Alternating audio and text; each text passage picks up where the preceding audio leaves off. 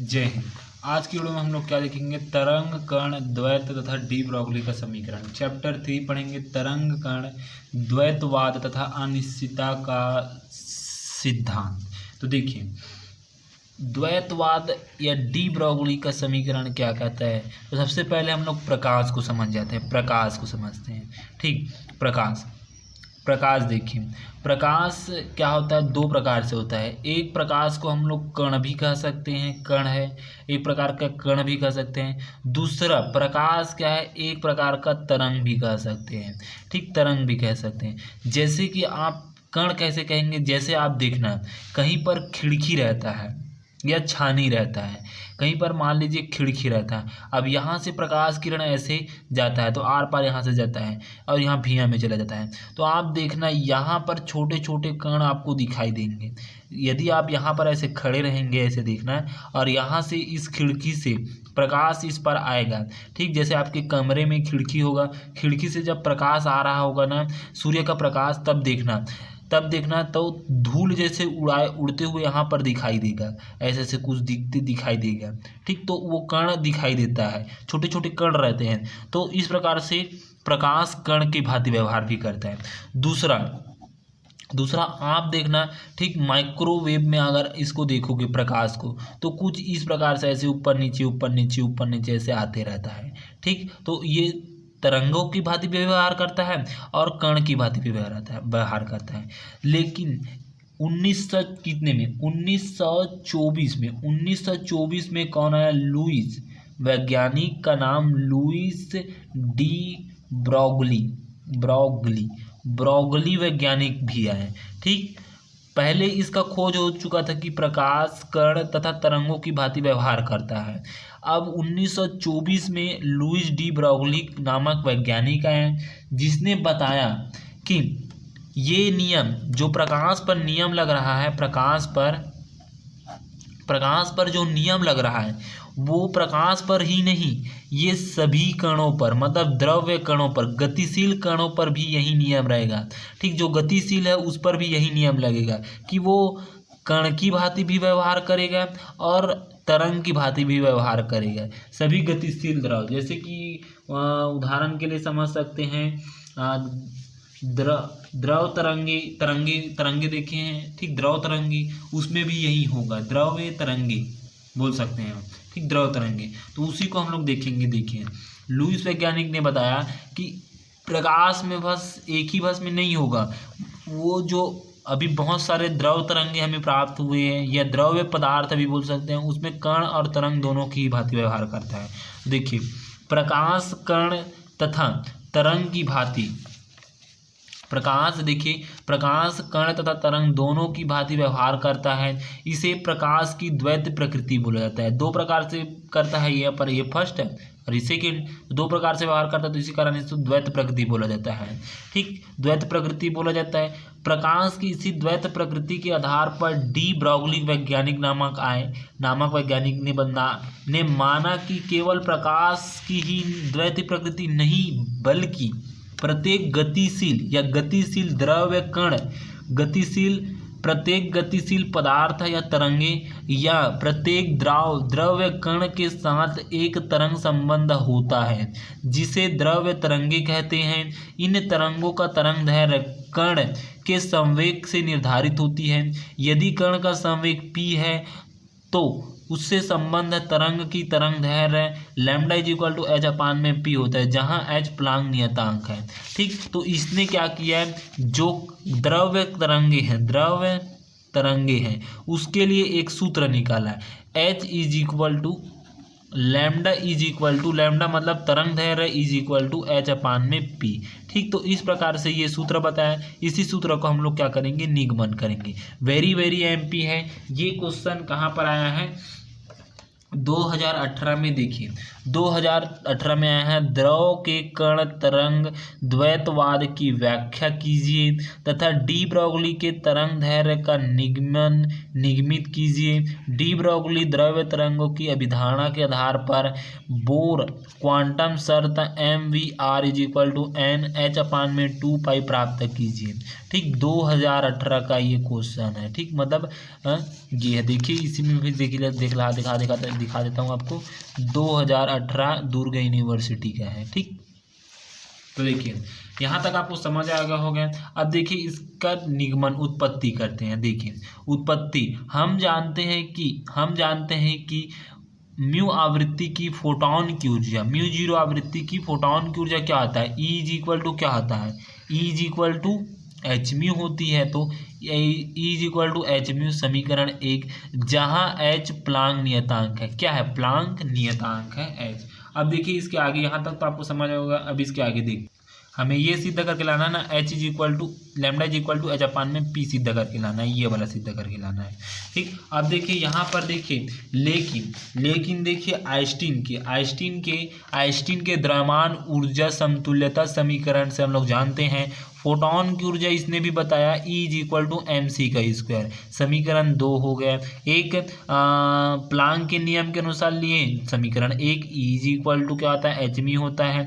देखिए E का मान इसमें भी बराबर है, इसमें भी बराबर है, दोनों को बराबर लेते हैं, समीकरण 1 समीकरण 2। तो hμ = mc² हो गया। अब देखिए यहाँ पर देखिए हम लोग क्या निकालेंगे, m का मान निकालना चाहते हैं तो इसको हम लोग या करके इस प्रकार से भी लिख सकते हैं। अब देखिए c को इस तरफ पक्षांतर कर देते हैं तो m = hμ/में E का c का स्क्वायर हो जाएगा।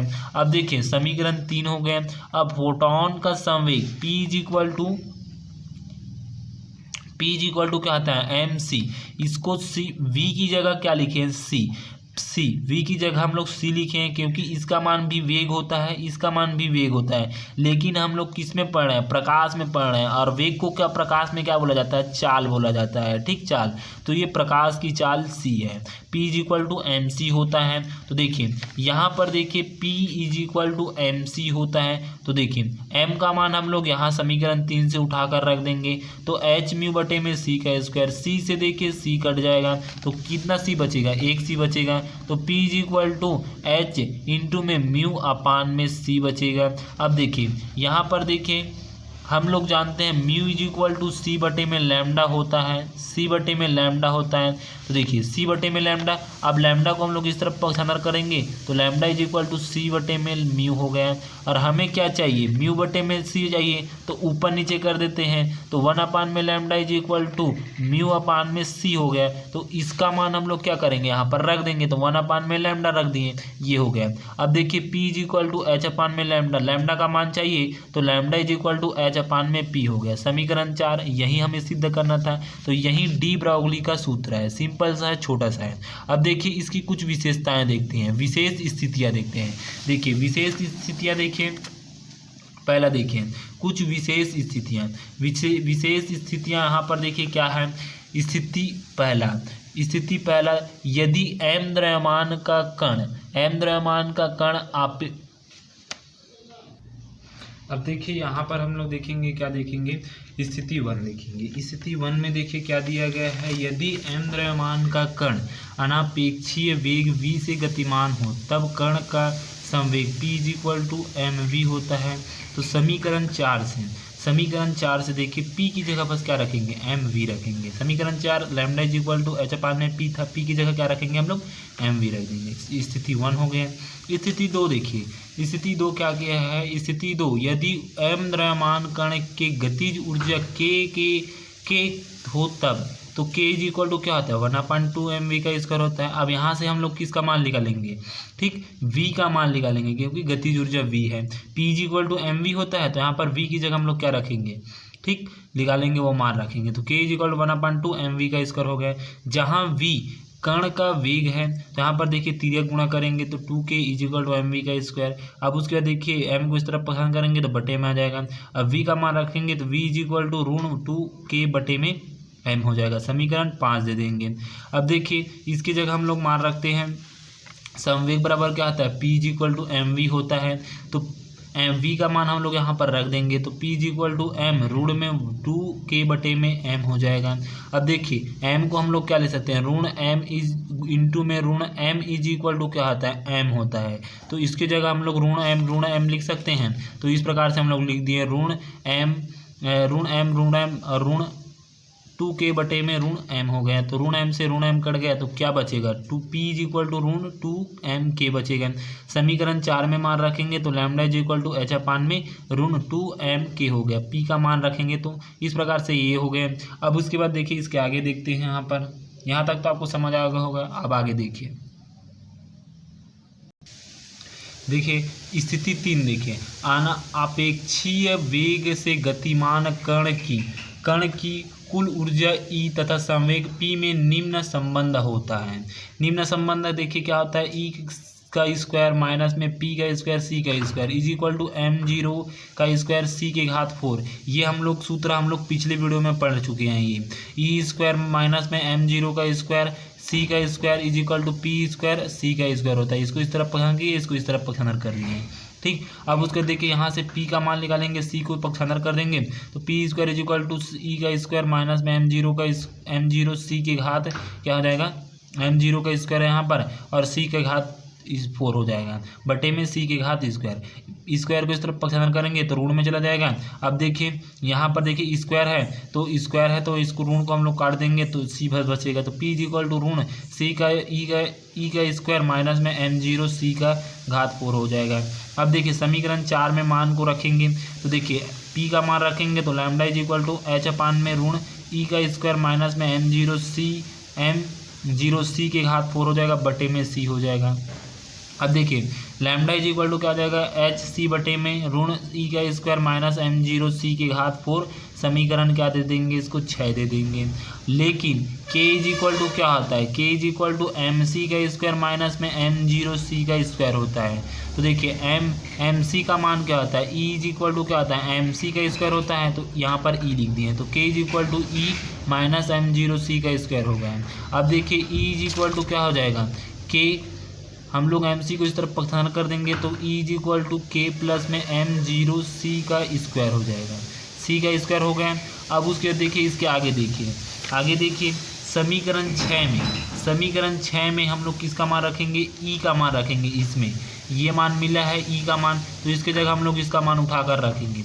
देखिए इसका मान हम लोग यहाँ पर उठाकर रख दिए हैं, उठाकर रखेंगे तो इस प्रकार से देखिए यहाँ पर मान रखेंगे तो क्या होगा। अब देखिए यहाँ पर क्या आ जाएगा, k प्लस में m0 C का स्क्वायर और यहाँ पर होल स्क्वायर हो जाएगा माइनस में m0 का स्क्वायर है C की घात 4 है। फिर lambda is equal to HC और यहाँ पर बटे में ऋण k का स्क्वायर प्लस m0 का स्क्वायर C का स्क्वायर माइनस में m0 का स्क्वायर C के घात 4 प्लस में 2m0 C का स्क्वायर। इसको अलग लिख दिए हैं। कौन सा सूत्र अलग है हमारे पास, ये वाला लिख गए a प्लस में b का whole square is equal to a का स्क्वायर प्लस b का स्क्वायर प्लस c का 2ab है, ठीक। तो इस प्रकार से यही वाला सूत्र यहाँ पर लगा है, ठीक। अब देखिए लैम्डा इज इक्वल टू देखिए m0 से m0 वाला कट गया तो यहाँ पर HC बटे में ऋण k यहाँ पर देखिए k यहाँ पर भी दिख रहा है, k यहाँ पर भी दिख रहा है, कॉमन निकालें तो k प्लस में 2m0 C का स्क्वायर हो जाएगा। समीकरण 7 दे देंगे। अब देखिए k अत्यंत छोटा है क्या है, m0 C से, तो यहाँ पर देखिए k का मान हम लोग क्या रख देंगे, k का मान हम लोग 1 ही रख देंगे, k का मान इसके का मान 1 रख देंगे। तो यहाँ पर HC बटे में ऋण k इंटू में 2m0 C का स्क्वायर हो जाएगा। k इज इक्वल टू हम लोग क्या लिखेंगे, 1 रख देंगे, अत्यंत छोटा है। अब देखिए यहाँ से C स्क्वायर दिख रहा है तो स्क्वायर और ऋण कट जाएगा तो C बाहर निकल जाएगा, C से C कटेगा तो lambda is equal to h upon में ऋण 2m0 k बचेगा, ठीक। जहाँ पर देखिए यहाँ से देखिए क्या है, k बड़ा है C स्क्वायर m0 के। तो समीकरण 7 देखिए यहाँ पर देखिए समीकरण 7 आप बड़ा है करके लेंगे तो समीकरण 7 बड़ा है तो क्या लिखेंगे, यहाँ पर उसका मान हम लोग k बस ले लेंगे और इनको हम लोग 0 रख देंगे। तो h is equal to k is equal to H C बटे में क्या आ जाएगा, ऋण k इंटू में k। तो is equal to H C बटे में ऋण k स्क्वायर हो जाएगा। तो lambda is equal to H C बटे में क्या आ जाएगा, k हो जाएगा, ठीक। तो इस प्रकार से स्थिति 3 हो गए। अब देखते हैं हम लोग यहाँ तक आपको समझ आ गया। ठीक, बस मान को बस रखें या आप इसको बस याद रख लेना और स्थिति को लिख देना, कुछ नहीं होगा। ठीक।